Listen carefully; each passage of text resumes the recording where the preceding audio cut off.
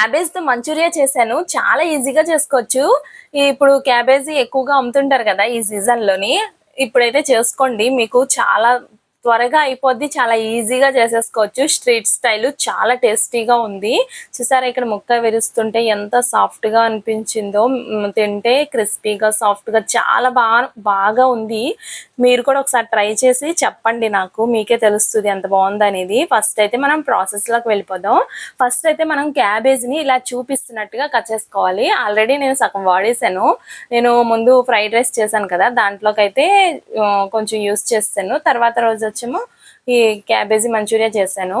అయితే ఈ వీడియో తీసి చాలా రోజులైపోతుంది. నేనే ఎడిటింగ్ చేయట్లేదు. అయితే ఇంకా లేట్ అయిపోతుందిలే పెట్టేద్దామని ఈరోజైతే ఎడిటింగ్ అయితే చేసేసాను. ఇంకా ఇప్పుడైతే మనం క్యాబేజ్ ఇక్కడ చూస్తున్నట్టుగా మొత్తం ఇలా కట్ చేసుకోవాలి. చాలా చిన్న చిన్న ముక్కలు కట్ చేసుకోండి. మొత్తం కట్ చేసాక దానిపైన ఒకసారి మళ్ళీ చాక్ తోటి ఇలాగా అంటే మొత్తం గుండగా అయిపోద్ది. అలా అయిపోయిన దాన్ని నేనైతే కొలత తీసుకున్నాను. 2 కప్స్ అయితే వచ్చింది నాకు. 2 కప్స్ 2 స్పూన్స్ ఎక్స్ట్రా ఉంది. ఎందుకంటే మనం మళ్ళీ ఇంకొకసారి ఎప్పుడైనా చేసుకుంటే మనకి ఈజీగా కొలతలు అనేది తెలుస్తుంది కదా! అందుకనే నేనైతే కొలత తీసుకున్నాను. మొత్తం ఒకసారి కొలతలు తీసేసుకుని మొత్తం ఒకసారి బౌల్‌లో ఏసేసాను. ఏసేసిన తర్వాత అల్లం వెల్లుల్లి పేస్టు మనం అదే దంచుకోండి. మిక్సీ చేస్తే ఏంటంటే సరిగ్గా నలగదు. నలగకపోతే మళ్ళీ బాగోదు. అందుకనే దంచుకున్నారనుకో మనకి చాలా బావుండిద్ది. త్వరగా అయిపోద్ది కూడా. అలాగే టేస్ట్‌కి తగ్గట్టుగా సాల్ట్ కూడా వేసేసుకొని కారము 1 స్పూన్ వేసుకున్నాను. మీరు ఎంతంటే అంత కారం వేసుకోండి. అది మీ ఇష్టం. ఫుడ్ కలరు రెడ్ తీసుకోండి. నేను రెడ్ కలరే తీసుకున్నాను. ఇది కొంచెం రెడ్‌గా లేదు. అయితే ఈ మొత్తం రెడ్ కలరు కొంచెమే వేసుకున్నాను. ఎక్కువ వేయకండి. ఎక్కువ వేస్తే మళ్ళీ బాగోదు.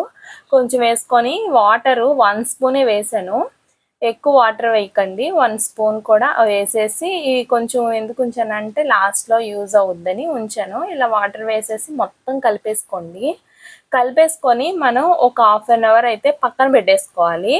పక్కన పెట్టేసుకున్న తర్వాత హాఫ్ అన్ అవర్ తర్వాత మనకి అదే మైదా పిండి ఉంటుంది కదా! అది 3 స్పూన్స్ వేసుకోవాలి. 3 స్పూన్స్ అయితే 2 స్పూన్స్ వచ్చేమో కార్న్ ఫ్లోర్ వేసుకోవాలి. కార్న్‌ఫ్లోర్ వేసుకొని నేను వాటర్ ఏమి వేయలేదు. ఎందుకంటే అందులో ఆల్రెడీ 1 స్పూన్ వేసాము. అందులో నుంచి ఆల్రెడీ వాటర్ అనేది వస్తది మనకి క్యాబేజీలో నుంచి. వాటర్ వస్తది కాబట్టి మనకి ఇంకేం వాటర్ అనేది ఏమి అవసరం పడదు. ఇలా మొత్తం మనం చేత్తోటి మొత్తం కలిపేసుకోండి. చక్కగా అదే ముద్దలాగా అయిపోద్ది. ఒకవేళ మీకు పొడిగా అనిపిస్తే వాటర్ కలుపుకోండి. తడిగా అనిపిస్తే పిండి కలుపుకోండి. కార్న్‌ఫ్లోర్ అయినా, మైదా పిండైనా. కలిపేసుకొని ఇంకా మనం ఉంచవసరం లేదు. ఎందుకంటే మనం ఆల్రెడీ క్యాబేజీ ఉంచేసాం కదా! ఒక హాఫ్ అన్ అవరు. కారం అన్నీ వేసేసి, అల్లం వెల్లుల్లి పేస్ట్ అన్నీ వేసి ఉంచుతాం కాబట్టి, ఇంక మళ్ళీ పిండి కలిపిన తర్వాత మనం ఏం ఉంచవసరంలా. వెంటనే ఇంకా ఇక్కడ చూస్తున్నట్టుగా ఇలా వేసేసుకోవాలి ఆయిల్‌లోని. వెంటనే వేసేసుకోండి. ఇంక మరి ఇంక ఉంచవసరం లేదు. ఆయిల్ అయితే డీప్ ఫ్రైకి సరిపడా ఆయిల్ అయితే వేసేసుకోండి కడాయి పెట్టుకొని. వేసేసి ఆయిల్ హీట్ ఎక్కిన తర్వాత మరీ ఎక్కువ హీట్ ఎక్కిపోవసరం లేదు. కొంచెం హీట్ ఎక్కితే చాలు. వేసేసింది మొత్తం ఆయిల్ హీట్ ఎక్కిన తర్వాత మనం ముందుగా కలిపి పెట్టుకున్నాం చూసారా? అది క్యాబేజీ ఆ మిశ్రమాన్ని మొత్తం ఇలాగా చూపిస్తున్నట్టుగా బాల్స్ లాగా అంటే మంచూరియా ఏ విధంగా ఉంటుందో అలాగా బాల్స్ లాగా వేసేసుకోండి. మొత్తం పిండిని మొత్తం వేసేసుకొని వెంటనే కలిపేయొద్దు. కలిపితే ఏంటంటే ముక్కలు ముక్కలుగా ఈడిపోయి లోపల నుంచి అంటే క్యాబేజ్ అనేది బయటకొచ్చేస్తది. అందుకని కొంచెం కొంచెం అంటే కొంతసేపు ఆగి తర్వాత కలపండి. కొంచెం హీట్ ఎక్కిన తర్వాత. ఇక్కడ చూస్తున్నట్టుగా ఇలా కలుపుకోండి. ఎందుకంటే ఇగో క్యాబేజీ చూసారా కొద్ది కొద్దిగా వస్తుంది. అందుకని ఎక్కువ కలిపేయొద్దు. కలుపుకోకుండా ఉంటే మనకి మంచిగా వస్తది.